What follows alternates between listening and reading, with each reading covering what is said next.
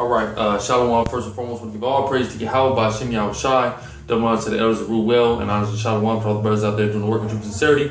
All right, it's Alazar Ben Loya back again. Going back in to watch the rest of the debate and also the Q&A, and just want to cover a few observations again I made, and address some of the things that were said. All right, 1 second. All right, okay. The first thing, he said this. Polight said this in the Q&A. He said, "We are not claiming to be native Egyptians. We are merely claiming or studying Egypt because we feel like Egypt has the best knowledge to help us build as a people."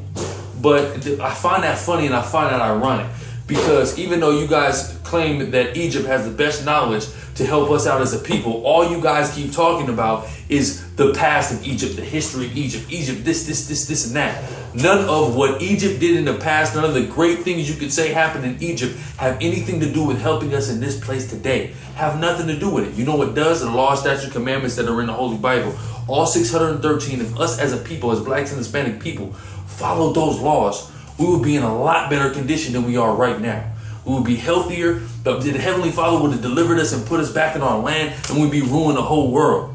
Okay, so all that following Egypt and learning about what happened in the past to Egypt does nothing for you niggas in America. So making that statement actually renders your ideology and your philosophy obsolete. That's ridiculous. Okay, and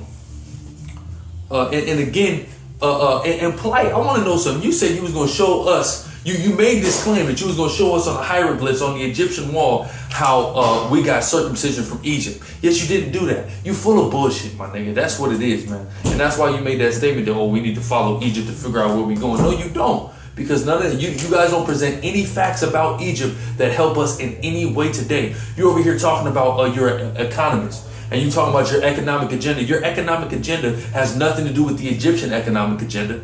So what are you talking about? It's ridiculous. These niggas are liars. These niggas are full of shit. Okay, I just wanted to bring that touch on that point real quick. And then he talked about the Nicaea Council. Or they decided which books was in the Bible. You got some people will say, well, the Nicaea Council was about which books was in the Bible. You got some people who say, well, the Nicaea Council was regarding the divinity of Jesus Christ. The Nicaea Council was actually not about neither of those. The Nicaea Council was a council that was about the incorporation of Roman pagan ideology in the Bible and merging them into one universal, which is what Catholic means, religion, to control the people, because you had a lot of people that was following the Bible and following after who the world knows as Christ, and you had a lot of people that were into the Roman pagan philosophy and tradition, which they got from Greece, which they got from Egypt, which they got from Babylon. Okay, now because of it, you had those two facts. What Constantine and them niggas did was they merged. And for the record, Constantine was a black man. Google the Nicaea Council. There would be countless images of black men sitting at the Nicaea Council. Anyway, what Constantine did was take the Roman pagan tradition and take the Bible and merge it together. That's why he took, and they sat up there and they found the things in the scriptures that they could try to apply to the pagan Roman tradition and history, man. Okay, so that's what it was about. That's what the whole Nicaea Council was about, to create the Roman Catholic doctrine, which then birthed all these Christian denominations. That's why these people will say, well, the Bible is plagiarized, this, and that. No, the Bible is not plagiarized. Roman Catholicism is plagiarized and based upon Greek mythology, which is based upon Egyptian mythology, which is based upon the Babylonian mystery religion. Okay, that's where you get stories like the virgin birth, because Semiramis and Nimrod and Tammuz and that whole thing, and the Trinity, and then Horus, Isis, and Osiris. It has nothing to do with the Bible. That all has to do with Roman Catholic lies and dogma. You understand what I'm saying? So that's what the Nicaea Council was about, creating that doctrine. And that's why Christianity and religion is so prominent today, because us as black people created it. The so-called white man infiltrated it and then used it to perpetuate it and control throughout the world. That's why Christianity is so popular now. Not because the so-called white man created it and invented it, because we invented it and they stole it from us and used it to control us. You see what I'm saying? But now it's backfired, because in doing that, they had to use the Bible. Now we done got a hold of the Bible, and through the spirit of Yahweh by Shem Yahushai, have found out the truth. All right? I'll move to my next point, though. We're going to Psalms 131, because he butchered that shit, and it was ridiculous. And the brother, first off, he said that he butchered it two ways. Number one, it wasn't the Most High talking. Number two, the person that was talking, which was King David, didn't liken himself unto a woman at all. He likened unto himself to a, well, let's get it, so I don't misquote nothing.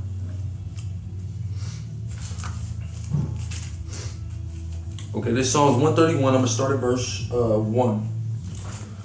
Lord, my heart is not haughty, nor mine eyes lofty, neither do I exercise myself in great matters. Oh no, this is Psalms 130. My bad. Yeah, Psalm 131, my bad. Okay, Psalms 131 and 1. Lord, my heart is not haughty, nor mine eyes lofty, neither do I exercise myself in great matters, or in things too high for me. Surely I have behaved and quieted myself as a child that is weaned of his mother. My soul is even as a weaned child. So he didn't. Number one, it wasn't the Most High talking. Number two, he didn't liken himself unto a woman at all. He said he likened himself unto a weaned child. Man or woman, all of us were weaned at some point. We drank from our mother's breast, like you love to talk about breastfeeding, and then we're weaned off of that. So he said, my heart was as that, meaning his spirit, his soul was that of a weaned child, man. You see what I'm saying? So that again, he didn't liken himself unto a woman. He likened himself unto a child that was weaned off of his mother's breast. That doesn't effeminize the Lord or David. You are a twister scripture, a scripture twister rather. And the whole thing is, all these people just ate the shit up when it didn't even make sense. You just read it and then tried to interpolate, as you say, or just totally mangle the scripture. And niggas was like, all flabbergasted about it, but you didn't say anything, my nigga. That's the cold part. You didn't bring any hard evidence supporting your claim that God is a woman. You see what I'm saying? Weak nigga. Okay, I'm gonna go to the next one though. I'm in Isaiah 42, real quick. Let's go to Isaiah 42 and 14. Because again, you mangled this shit trying to prove that that God was a woman according to the Bible. Like, that's crazy. And this is the coldest part. The fact that you went here shows that your ass definitely don't know the scriptures, and I'm gonna prove it. This is Psalms 42 and 14. I have long time holding my peace. I have been still and refrained myself. Now will I cry like a travailing woman. I will destroy and devour at once. Okay, so he said, oh, that's the Lord. He's a woman. Let's go up to the verse just before that, and let's see what that says. He's simple as hell, man. Okay, this is Isaiah 42 and 13. The Lord shall go forth as a mighty man. Okay, so this is clearly not the Lord talking. It said the Lord is somebody describing what the Lord is going to do. So this is Isaiah talking, number one. And he said the Lord will go forth as a mighty man, identifying the Lord as a man. You mean to tell me you're going to use Isaiah 42 and 14, which is not even the Lord talking, to try to prove that the Lord is a woman, when in the verse before that, the same person who's talking in Isaiah 42 and 14 said the Lord is a man. Are you crazy? I'm going to keep going. The Lord shall go forth as a mighty man. He shall stir up jealousy like a man of war. A man again. It called him a man 2 times in this verse, just prior to the verse you tried to use to say he was a woman. Okay? He shall cry again, the 3rd time referring to him as a man. Yea, war. He, the 4th time, shall prevail against his enemies. That's 4 times in one verse he is called a man in the verse prior to the one you tried to use to prove that he was a woman when he ain't even talking. And Isaiah is merely describing the pain that he's going through is the same as the pain as a woman when she's in travail. He didn't say that he was a woman. He said that the pain that his soul was going through, just like the pain that our people have gone through in this place, through this harsh affliction and slavery we've been forced to serve. It's like a woman in travail when she's pushing that baby out, man. All right? Nigga, it's fucking ridiculous, man. I'm going to go to the next point, though.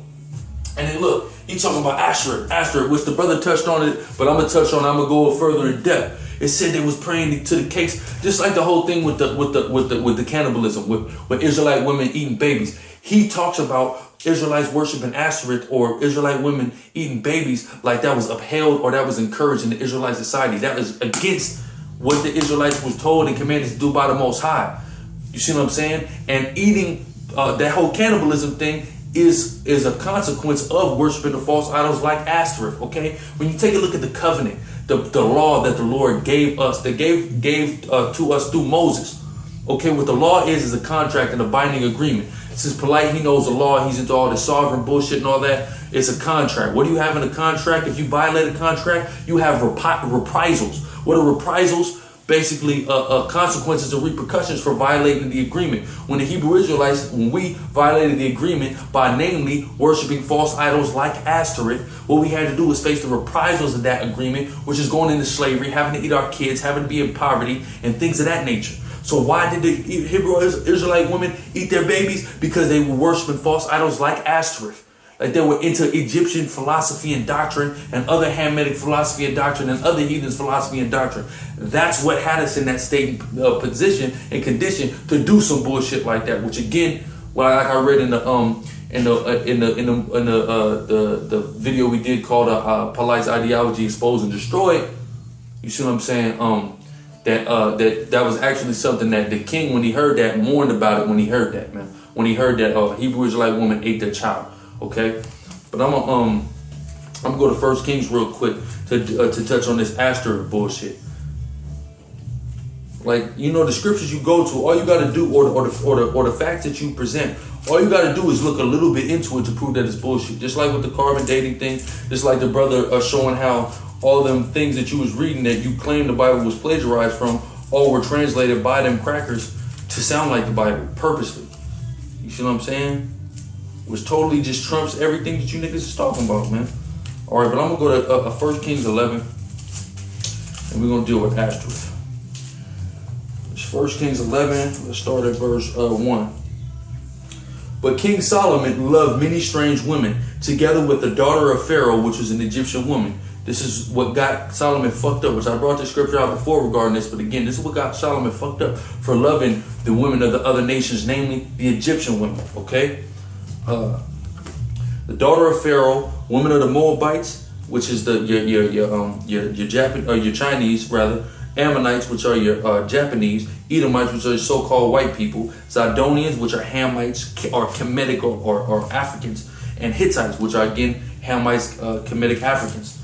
Okay, this is verse 2. Of the nations concerning which the Lord said unto the children of Israel, ye shall not go into them, neither shall they come in unto you, for surely they will turn away your heart after their gods. Solomon clave unto them in love, and he had 700 wives, princesses, and 300 concubines, and his wives turned away his heart.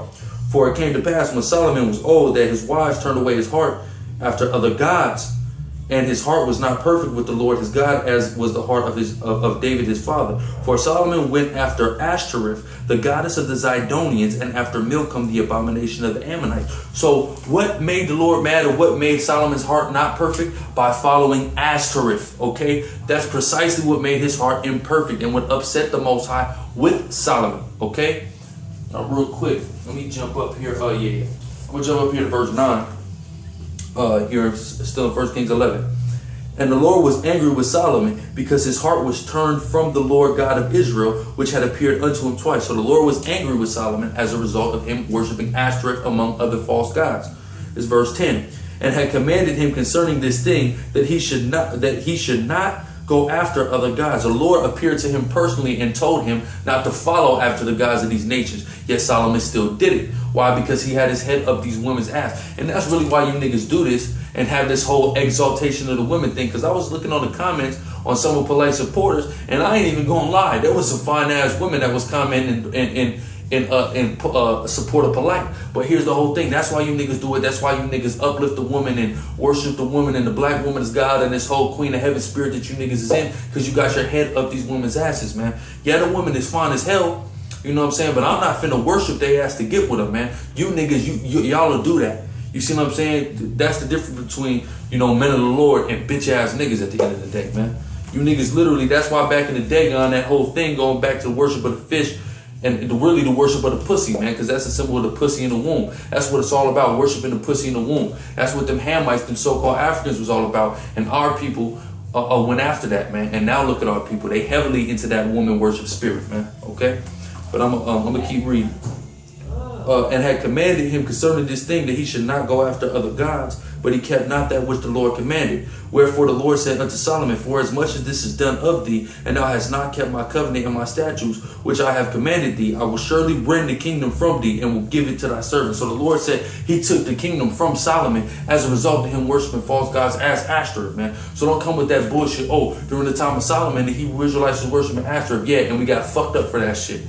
Our nation split in half, and then we both kingdoms of the nation was led into captivity as a result of that bullshit. Okay, so the hell with Ashtoreth and any nigga that's worshiping that shit, man.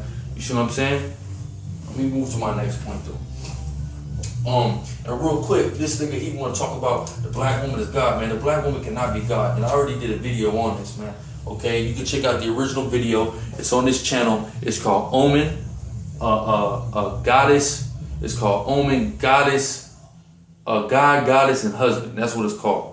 Okay, but here's the thing: the word God go back to the Hebrew word Allah. Okay, meaning power. Okay, God equals Allah. Okay, or as the Arabic said, Allah. Okay, because Arabic is a derivative of Hebrew, and it just means power. Okay. That's what it means, power, okay? And it's synonymous. And what is a man known as, okay? He's known as the husband, okay? Now, what is the definition of a husband? He is a tiller of the land, okay? Or a planter of seed, okay? Why? Because he has the power to plant the seed. So the woman is known as what? The soil. If a man is a husband, then a woman is the soil, okay? So the soil doesn't have the power that the planter does to actually put the seed in the ground. Okay, it only has the power to sit there and allow that seed to develop within it. So a woman cannot be God because a woman does not have the power that a husband or a man has. That's why, and when you read Psalms 82:6, which they love to quote, "Ye the children of the Most High are gods." Now that word for children there is the word really for son. Now there's times where the son is just when it's talking about sons, it's sometimes it's talking about children in general, both genders, and sometimes it's dealing with only the men. And that was really a time when it was really dealing with only the men. You see what I'm saying? So that's really what it's dealing with. God is Allah, which is power, okay? The woman does not have power. All she do is sit there and take it. And what proves that is Polight said what actually happens is when a sperm hits the egg is a electronic reaction, or what, not an electronic reaction, but like an electric reaction, he said. And basically the Bible speaks about that. The Bible speaks about the spark of life. And who has the power to send the sperm into that egg and create that spark? The man does. The man holds that power, okay? The woman is that soil. That's why the 5%ers call themselves the nations of gods and earths. They got that right. The men are the gods and the women are the earths. The gods plant the seeds in the earth. The seed springs up out of the earth. You understand what I'm saying? So saying the black woman is God is truthfully oxymoronic. And if I go further in depth in it, in the video, is Omen, God, Goddess, Husband, man. Just check that out when you get a chance. I'm gonna go on to my next point though. Okay, and then that whole thing, he told this whole story of coming out of prison, right? I came out of prison and my woman, she did this and this and that. And when I first heard it, I was like, you know, that's what's up. You know, your woman was there for you and all that. You see what I'm saying? But really, on second analysis of it, that's really your classic poverty pimp story. I stress all of you to take a look at the show Preachers of LA, that new prosperity preacher pimp show that's on, and showing how these preachers in these Christian churches is telling their stories, and how you got ex-gang members, sherm addicts, niggas that went to prison that have become huge prosperity preachers and got congregations of thousands that are making millions of dollars a year exploiting the weaknesses of our people. And what do? They get up there and they tell their stories of how they was smoking crack or how they was gangbanging and killing niggas, and now they done turn their life around to Christ. See him, he's the same thing, other than he didn't turn his life around to this Egyptian philosophy.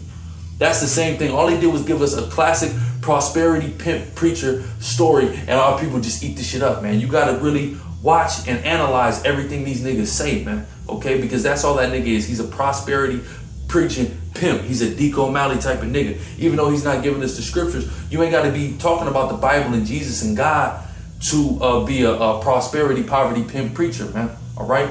He's a pastor. A pastor simply means a leader of a flock, man. He's leading a certain flock of people, even though he's leading it through Egyptology, and he's leading them down a path to destruction.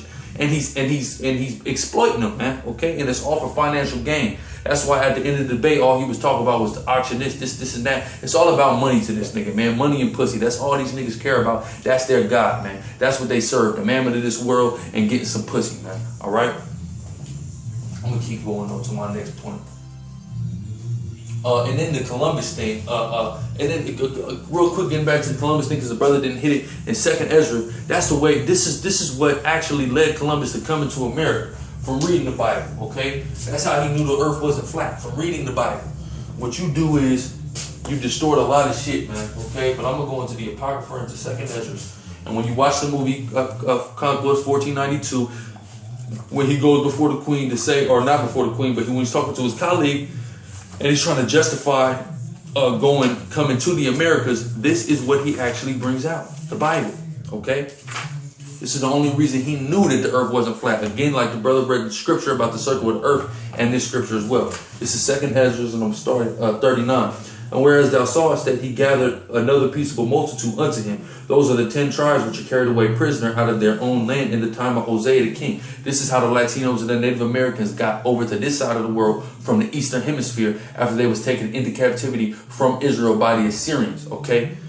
And a lot of people want to deny them being our people, but the scriptures tell us in Hosea that they have mingled themselves with the people. That's why they look all kind of ways. You see what I'm saying? That's why I kind of look like a Latino, because a so-called black or a Haitian man mingled with a white woman, and now I look like this. Same reason why you got your Latinos that look anywhere from dark to light, ranging from dark to light. Why? Because they have mingled themselves with the different nations over the course of the years and altered their outward appearance. That doesn't make them not our people still, man. All right? That's ridiculous. The man carries the seed and decides who you are. All right? Pursuant to the scriptures and nature itself. All right? But I'm going to keep reading. Those are the 10 tribes which are carried away prisoner out of their own land in the time of Hosea the king, whom Salmanassar, the king of Assyria, led away captive. And he carried them over the waters, and so they came into another land. And they took this counsel among themselves, that they would leave the multitude of the heathen and go forth into a further country where never mankind dwelt. Okay, so what is that further country where never mankind dwelt? That's the Americas. That's where they left the Eastern Hemisphere for. And when you check, especially the Mayan culture and the Mayan history, the Mayans will tell you that they landed in modern day Florida before they migrated all the way over to Mexico. But it says they landed in modern day Florida, fleeing from lands of the east, man. What are the land of the east they were fleeing? They were fleeing from Assyria, coming over here. They went to Florida. They migrated. They was actually up in Georgia for a while. You could check the history. There's Mayan cities in ruin in the wilderness of Georgia. Then they migrated all the way down to where they at now, which is your southern Mexico, Costa Rica, Panama, Nicaragua, that area right there. All right, but I'm gonna keep reading. This verse 42. This 2nd Ezra 13 for the record. 2nd Ezra 13:42.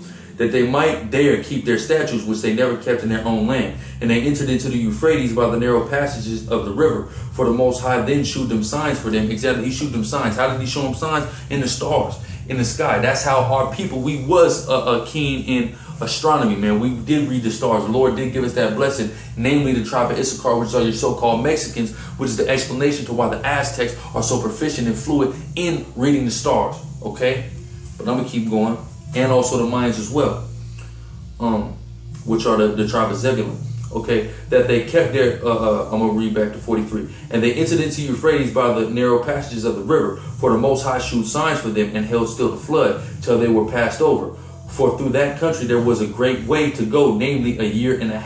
And that same region is called Arsharif, okay? So what is that region that they went to? America. It took them 1.5 years to journey from the Eastern Hemisphere to go sail all the way around the Horn of Africa and then land in the Americas, man. And that's where the Northern Kingdom settled. That's where you got your tribes from Ephraim, which is the so-called Puerto Ricans, all the way down to Issachar, which are the so-called Mexicans, okay? And that's how Christopher Columbus knew to come here, because he knew that the tribes of Israel was here. So their whole plan was to come over here, exploit the tribes that was over here, then go to West Africa and get what was left of the tribes, which are the Southern Kingdom, Judah, Benjamin, and Levi, the so-called black tribes, and bring them over here to serve that slave. All right? Let me bring you to my next point, though. And then he said, then he's talking about God said he saw God seen the sunset and all this. Like, man, first off, man, when you get into the book of Genesis and you deal with the creation, you understand that the Most High God gave orders to the angels and to who the world called Jesus Christ, which are the Elohim or Elohim, to create the earth. You understand? Going back to the word God, they were the powers of the authorities. The powers created the earth. God merely gave the word and they went and did it. The Most High God himself, Yahweh, didn't get off his throne to come to make the earth. It was the Elohim, his son, and the angels that was under his son's command that created the earth and the stars and the universe and all that shit, man. Okay, so that's not even in the scriptures what you're talking about, man. Okay, there's a difference between the Most High God and just a God or a power. Elohim, when you see the word Elohim, which is in the Paleo Hebrew Elohim, that suffix hayim or yum, you know, it denotes a plural, like I went into with the whole Abraham thing. So it denotes a plural. So it was the angels in Yahweh Shai, who the world calls Christ, that actually created the earth and the stars in the sky you know what I'm saying, and they could have been on the earth, and Yahushua was on the earth and seen the sunset on the earth. You see what I'm saying? That wasn't the Most High God. So that's ridiculous. Again, you make accusations and you try to play on weak little things and misunderstandings and distortions and misinterpretations and whatnot. Okay, but it just shows the weakness of your arsenal. Okay, and then he was talking about Judah. Oh wait, the God, this mighty God, he could defeated these people when Judah defeated these people, but he didn't defeat the people with the chariots. It's not dealing with God defeating the people. It's dealing with the tribe of Judah didn't defeat them people, because before in the book of Joshua, in the first verse of the first chapter of the 9th verse, it says for them not to have fear. But in some cases, you had some of our people that were being fearful. And the Lord doesn't like when niggas is fearful. When niggas don't give their full trust and faith into Yahushua, he don't like it. So he'll cause them not to be able to take some people over. So when they seen the chariots, they started to get kind of scary, and the Lord didn't allow them to take them people over. That's what that was, man.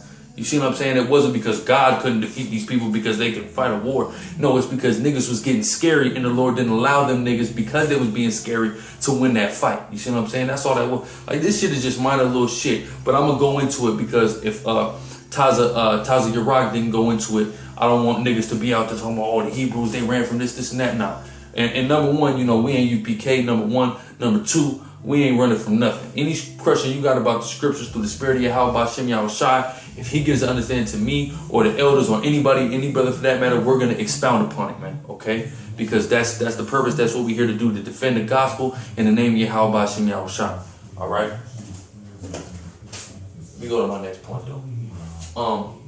Okay, and then he was talking about simple contradictions, and the whole thing is this: the scriptures don't contradict themselves, and the contradictions that you was bringing out were like elementary contradictions, and and you repeated all of these contradictions because you really didn't have shit to say, and all these contradictions can be summed up rather briefly. And I understand why the brother didn't even touch on a lot of these contradictions, because he only had so much time and he had a lot to get into, and these contradictions were so elementary that they're laughable. Okay, number one, let's get into it.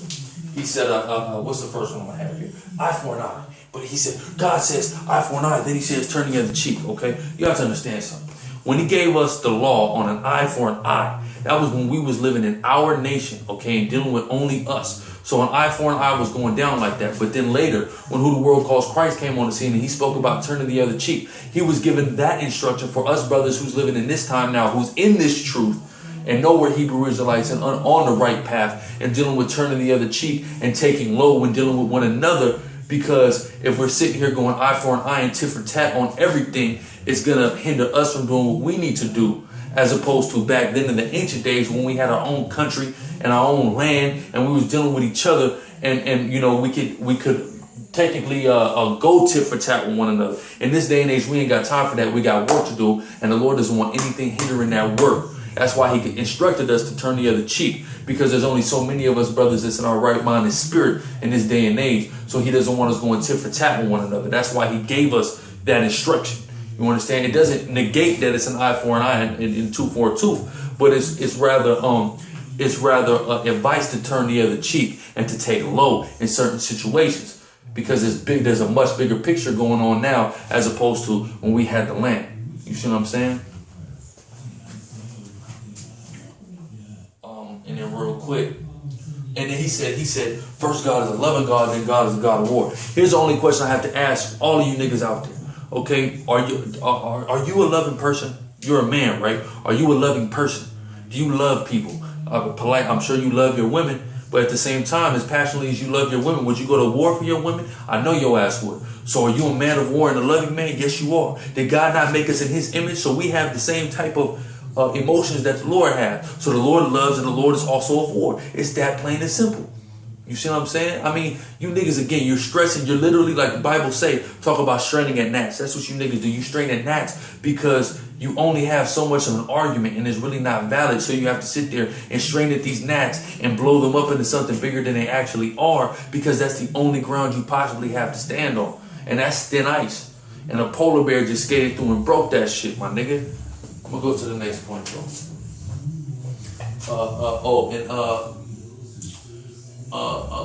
And then real quick though, he said, for God so loved the world, but God said, don't be of this world. Number one, when God said, for God so loved the world, that world goes back to the Greek word cosmos, which is dealing with a special arrangement of government, which is the nation of Israel. So when God said, for God so loved the world, it meant for God so loved the world of Israel.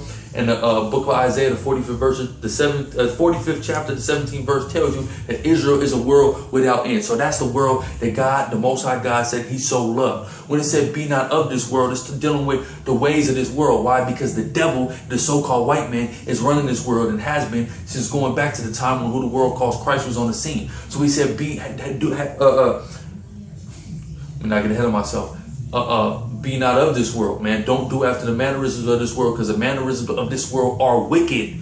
This is the world of the people of Israel the Lord loves. But the ways of this world, which is ruled by the so-called white man, who is the devil, are wicked. So don't do it. Again, it's simple shit, man. You see what I'm saying? But we ain't holding no punches with you niggas, man. We're going to go through and literally at this point, through the spirit of Yahweh Shem Yahushua, dissect everything you niggas is talking about to put you niggas to shame, man. Okay, again, in the name of Yahweh Hashem Yahushua, we're going to keep pushing that name too. And then this nigga said, didn't you say God said Egyptian was going to be his chosen people? God never said the Egyptians was going to be his chosen people. Israel are the only people who the Lord ever chose, man. Period. Okay, you can't show me a verse in the Bible where the Lord said, and I shall choose the Egyptians, and I shall be their God, and they shall be my people. That's nowhere in the Bible, my nigga. If so, please show it. Please show it. Let me move on, though. And then again, you know, like the brother pointed out, these niggas always want to talk about again, you're going to talk about the Lord, you're going to talk about the Bible, we're going to talk about your God and the writer of your scrolls, okay? Now, I'm going to ask everybody out there, who out there has not met some crackhead bum on the streets that claim to be Jesus? I know it's happened to everybody at least once. This nigga gonna walk up to you and tell you he's 72 trillion years old, he's Jesus, he's Michael, he's Melchizedek, he's Enoch, he's everybody, and you're gonna really believe him? The nigga's out of his motherfucking mind. And he admitted again to having 8 personalities, but talking about 3 of them he don't talk to no more. But that's the man that you follow, nigga, and you got the nerve to tell somebody they're spooked out. You out of your goddamn mind, dude. Your leader is cracked out, man. He in jail where he belongs, where he can't get over a fucking crack pipe to smoke and come up with any more fucking demonic doctrine, man. And I'm going to take them low blows, my nigga, because you're crazy and you try to take weak-ass low blows, my nigga. That's crazy, man. But I'm going to move on. I'm going to just breeze through a lot of this shit. A lot of this shit is real simple. So I'm going to just breeze through it. And then he said, you telling me that y'all built the pyramids, but y'all can't build any structure similar to that. Number one, my nigga. Number one, we're not claiming the pyramids to be our buildings. We built the pyramids, but we're not claiming they're Egypt's buildings. I'll give you that. But we built the shit. Just like America. All these skyscrapers in America and all them ancient ass monuments, we built them shits too. But that's America's shit. That's not our shit. We in slavery here. So when you're in slavery to a people that are building great buildings and monuments, you gotta build the shit. That don't make it your shit, but you built it because the so-called white man didn't design it and forced your ass to build it, man. Okay, so we ain't saying that, number one. And number two, according to Hebrew Israelite tradition, custom, and law, our buildings can only be but so big. So we ain't building nothing like the pyramids, and we don't care about no buildings. We ain't worshiping buildings and marveling at wonders of the world, man. Okay, us as a people, enough are wonders of the world, man. We ain't gotta build no motherfucking bullshit ass monument that's gonna decay at some point any goddamn way. And like I said in the last video, man, when the Lord gives us our land back, man, Lord willing, we gonna tear them fucking pyramids down, man. Okay, and put them goddamn Mizraimite Egyptians who actually those belong to, which are you Sudanese, to fucking shame, man. Okay. We'll move on, though.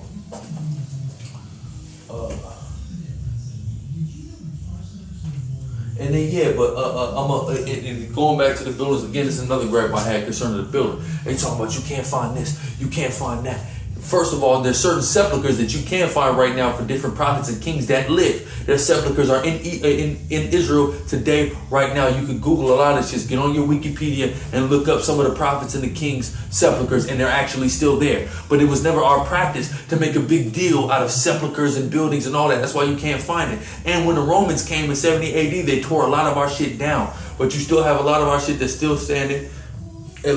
At least partially. Masada's still there, and other things are still there, man. You see what I'm saying? But again, we ain't like you other retarded ass nations.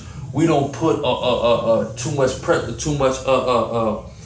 you know, too much thought behind these buildings as far as these are great monuments that we just gonna worship. No, we ain't like these retarded ass people, man. Okay? We know that it's not the building that's built, it's the people that built it, man. Or more important than the building that was actually built. You had to have a brilliant mind to come up with the design of that building, and you had to have skillful workmen and craftsmen to come up and actually construct the building. So you gonna worship the building, but see, that's the thing. You niggas are idolaters, like the scriptures say. Is the thing that formed gonna say that he that gonna question he that formed it, man. You know, paraphrasing roughly. You see what I'm saying? You niggas is over here sitting and worrying about the thing that was formed and not the thing that formed it, which proves again that us, the men of Israel, are gods because we form these great things. You see what I'm saying? But anyway, I can go all night on you niggas, man. I just want to breeze through. I want to make sure I hit everything. I'm gonna try to be as brief as possible. And then okay. Then he did with this Abraham and Chaldea shit. First off, Chaldea, Abraham did come from Chaldea. That's the land he came from, because after that whole the split of the people in the Tower of Babel, he was coming from that area in Babylon. His people were. And that's the reason why he was from Chaldea. Chaldea is a Babylonian name. We, the Hebrews, we don't claim that, but Abraham was called because he came from the land of Chaldea. Not because he was from the line of the Chaldeans, but he came from that land. But that's the Babylonians thing, the Cushites thing, the Africans thing. So then he brought out this whole Chaldea thing. Guess what? If anybody stole that, that was the Cushites. That's not our name. That's the Cushites name. So take it up with the Ethiopians, your Eritreans, and your Somalians regarding that theft for the Chaldea, because that's their name. That ain't our name. Okay? Nigga's crazy, man. And then this nigga made the statement, God wants to deny us our sovereignty. He wants to deny people their sovereignty. First off, have you ever read the Bible? The Lord is trying to establish the Black, Hispanic, and Native American man as the supreme sovereign power on the face of the earth under the control of Yahweh Shem Yahushai, man. Under the spirit and the vibration of Yahweh Shem Yahushai wants to set us up as kings and rulers over all of these people. That's the ultimate sovereignty. So what are you talking about? God in the Bible is about denying somebody their sovereignty. You dumbass. It's about denying the white man and all these other nations of their sovereignty, but the so-called Black, Hispanic, and Native American man, he's trying to give us sovereignty, man, over the whole earth. All right?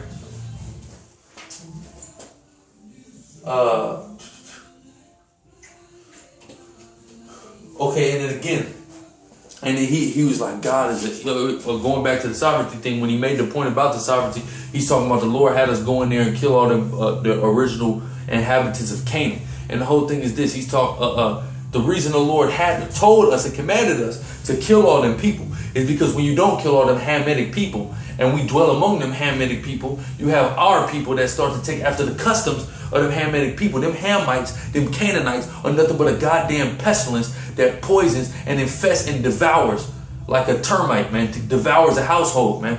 You see what I'm saying? Devours a household, and Israel spiritually is a household. So when that termite gets up in the household and gets its ear in one of our people's ear, and then that spreads, what that does is devour our household. Hence why our household is broken and scattered, and our people don't know who we are today. Okay, it's because our people didn't do as commanded by Yahweh the Most High, by Hashem Yahushai, to exterminate all them Canaanites, them so-called Africans, them Hamites out of the land, that we got in this position, man. Okay, so you're supposed to eradicate these other nations and these other people and not fuck with them, because when you don't, niggas like Polight exist, man, who are all into the philosophies of these heathens and these other nations, man.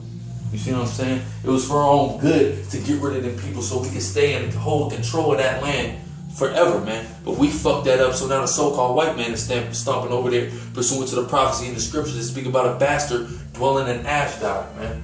Okay? But I'm gonna keep going.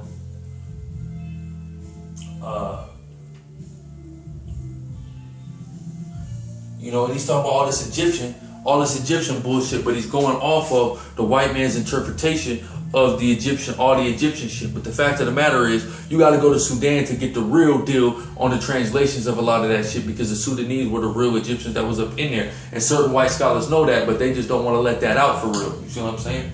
They've mentioned it briefly in certain situations, but they don't really want to let it out, man, because they don't want you niggas to go find the truth out, man. Okay? When you find the truth out, you find out you ain't them goddamn Africans. And that's why they don't like your ass, man. Alright? And that's why they don't even like each other. But anyway, And then this nigga want to go and talk about the devil. The devil converted 1/3 of heaven, and they follow him, and this and that. Man, again, man, that's bull fucking shit, okay? And this whole interpretation of Job, number one, Job, we're gonna get all that. We're gonna go to Job. Well, first I'm gonna go to Revelation 12, Genesis 3, and Job. We're gonna go to all that. Because what he did was he took Genesis 3 and tried to merge it with Job and Revelation 12, man. You can't do that. Number one, I'm gonna go to Revelation 12 and give you the proper breakdown through the spirit of Yahweh Shem Yahushua. Alright? Because this is, again, this is just more ridiculousness. Let me hurry up and get through this tedious list though, man. I don't want to keep y'all too long. But it's Revelation 12, okay? And there appeared a great wonder in heaven, a woman clothed with the sun and the moon under her feet, and her head a crown of 12 stars, okay? This is an allegory, all right? This is figurative. It's talking about a woman clothed with 12 stars. When you read the scriptures, Israel countless times is likened unto a woman. Now it says a woman clothed with 12 stars. That's Israel. The 12 stars symbolizes the 12 tribes of Israel. So who is this woman in Revelation 12 and 1? It's Israel. Verse 2. And she being with child cried, travailing in birth, and pain to be delivered. Okay, who is that child? That's who the world calls Jesus Christ, Yahushua. Okay, verse 3. And there appeared another wonder in heaven, and behold, a great red dragon. Who is that great red dragon? Is that an actual spiritual demon, Satan? Is that some big red guy, some dragon came out of a cave? No, that great red dragon is the so-called white man, symbolized by the Roman Empire, okay, in that period of time when who the world calls Christ was getting ready to be born, okay? And there appeared another one in heaven, and behold, a great red dragon, and having 7 horns, 7 heads and 10 horns, was symbolic of the Roman Empire, and 7 crowns upon his head, and his tail drew the third part of the stars of heaven. So wait a minute. So his tail drawing the third part of the stars from heaven. That means that it's dealing with the angels. The third of the angels came down. No, that's not what it's talking about. Okay, the stars that are being talked about are the 12 stars that were on the woman's head. You see what I'm saying? And the third part, meaning 3 of the stars, the ones that he drew down. What are the 3 stars? Judah, Benjamin, and Levi, the tribes that were still on the Eastern Hemisphere during the period of time when the Roman Empire was ruling. Okay, come the fuck on, dude. And behold, a great red dragon having 7. Oh, I'm gonna jump to verse 4 slot. And his tail drew the third part of the stars of heaven, and did cast them to the earth. And the dragon stood before the woman, which was ready to be delivered, for to devour her child as soon as it was born. What is that dealing with? That's dealing with when who the world called Jesus Christ was born. And the king at the time, which was an Edomite and set up by the Roman Empire, was ruling over Israel. He tried to send him in to kill all the babies that was in Israel during that time. That's what it's talking about when the great red dragon stood forth to deliver the child. That's talking about the Roman Empire trying to take Jesus Christ out because they didn't want the Messiah to raise up, because they knew the Messiah coming up is a symbol of them going down. That's why they went down into Egypt, okay? Mary, Joseph, and who the world calls Christ. All right? So they ain't got nothing to do with the devil converting a third of the angels to his doctrine. That's bullshit, okay? And that whole thing with Job, you have to understand something. The devil and God are not enemies. The Bible does not allude to that. The devil does what God tells him to do. The God works simply with a right and a left hand. The devil works on the left hand. So what he said was, the devil said he was walking to and fro on the earth. The devil ain't nothing but an angel. Okay, that's what he is. All right, a spiritual demon, an angel. You see what I'm saying? And what he did was, he said he was talking to the Lord about Job, because the Lord will have the righteous angels and the wicked angels come before him, and he'll converse with them and give out orders and have them do what he do. That's what a boss do, and that's what